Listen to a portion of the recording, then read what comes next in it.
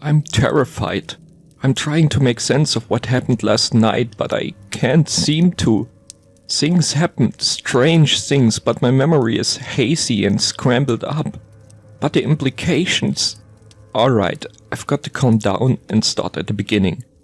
Last night, my two best friends and I had our monthly night out. We are in our mid-30s now, so we don't party as hard as we used to. We've all got our obligations and jobs now, well, at least two of us do. Once a month though, we have some fun and go wild, for old time's sake, you could say. Back in the day, we went out almost every night and did pretty much everything you've got to do at least once at a party. Even now, as you can imagine, things get a bit crazy when we get together. We've been thrown out of clubs or bars, got into fist fight with bouncers, and my friend Steven once woke up in the trunk tank in the next city over.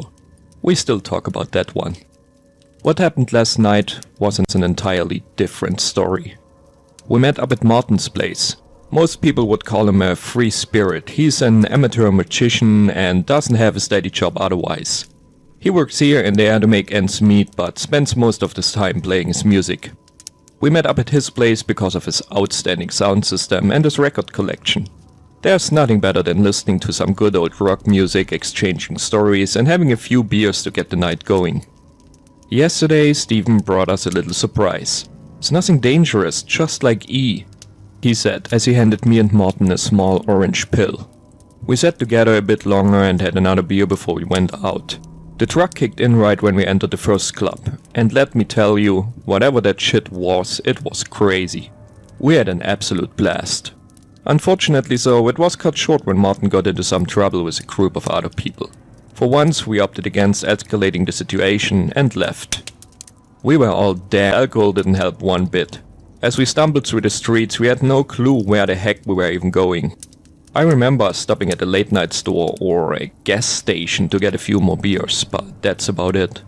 We tried to find a new club or bar to hang out and eventually ran into a group of other people. They had a sick Eastern European accent and, like us, were out to party. I don't have the slightest clue what we talked about, but they told us about some crazy club nearby. We had to check it out.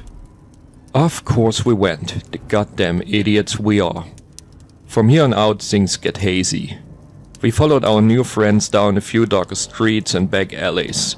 Normally all this would have been a red flag, but because of Steven's damn trucks none of us realized what was going on.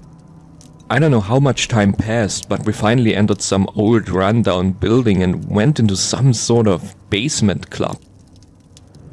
The place was bizarre and the best word to describe the atmosphere is Lynchian. Sweat, alcohol and other smells wafted heavy in the air.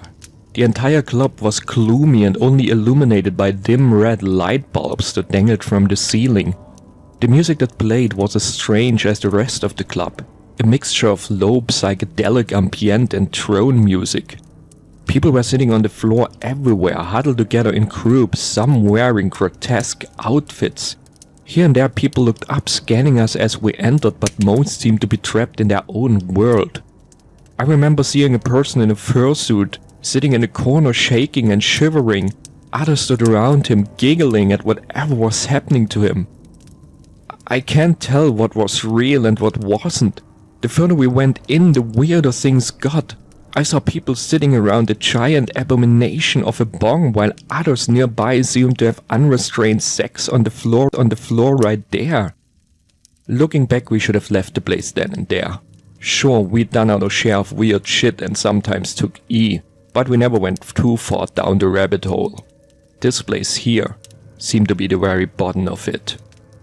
Before long we reached a bar, or at least someone handing out drinks. I don't think we paid for them, but I got no clue. The next thing I remember is that Steve and I were led down a long hallway. Martin was gone, but because of the state I was in, I didn't worry about a damn thing. Hell, I got mad at him for getting another drink without us. The guy who led us down the hallway was talking, but I've got no clue if he even was talking to us. The hallway went on forever and there were so many doors. I got dizzy staring at one after another, and for a moment I wondered if we'd entered a brothel. Finally one of the doors was pushed open and we were ushered inside. Soon a group of other people joined us. It might have been the people we arrived with, but again, I'm not sure. An attractive woman entered soon after them, started dancing, and I thought it was just a strip club. But oh god, I was wrong. I was so wrong. More and more drinks were served, and I'm sure there wasn't just alcohol in them. Things had been hazy before, but now they'd become surreal and turned into a delirious fever dream. Someone was holding a camera, filming us in the room while hollering and laughing like madmen. Suddenly a figure wearing a gas mask was in the room, having come out of freaking nowhere. It was the funniest thing to me. I giggled and burst out laughing. Stephen was the same. Then another person was pushed into the room. This one was wearing something as well, but I'm not sure what it was. It might have been some sort of mask or just a bag with holes for eyes. I don't know how or why it started, but soon everyone pushed the second person into the center of the room. Suddenly there was blood, and I saw the figure wearing the gas mask beating the other person to a bloody pulp. Thinking about it makes me nauseated. Everything about it was so damn wrong, fucked up. But back then I thought it was hilarious. The images, the violence, the blood, it was all real, but my mind reacted to it like a freaking Looney Tunes cartoon. The fight, if you can even call it that, didn't last long. At one point, Gasmask stood there covered in blood, screaming like a maniac. The other person was on the floor, and soon someone dragged him away, leaving a trail of blood behind. I like to tell myself that it was all fake, an act, and that it was the drugs that conjured up the ghastly images. But I can't. I really just can't. I don't know when or how I left the place. When I came back to my senses, it was already light out and I stumbled down a random street in the outskirts of the city. I felt like absolute shit, and on the hour-long trip back home I threw up more than once. I can't tell what part of the evening was even real.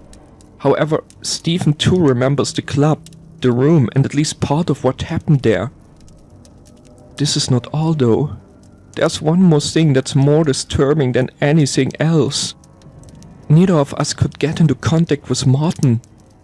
All my messages are unread and no one has heard a damn thing about him.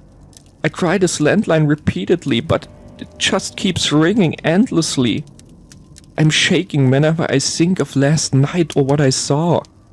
Had we stumbled into some fucked up snuff club and watched an actual murder? And what has happened to Martin? Why can't I have this awful feeling about him? There's something in the back of my mind, something I saw or heard, but I can't seem to grasp it. It's this lingering feeling that tells me it had been no other than my friend who'd been murdered right in front of us.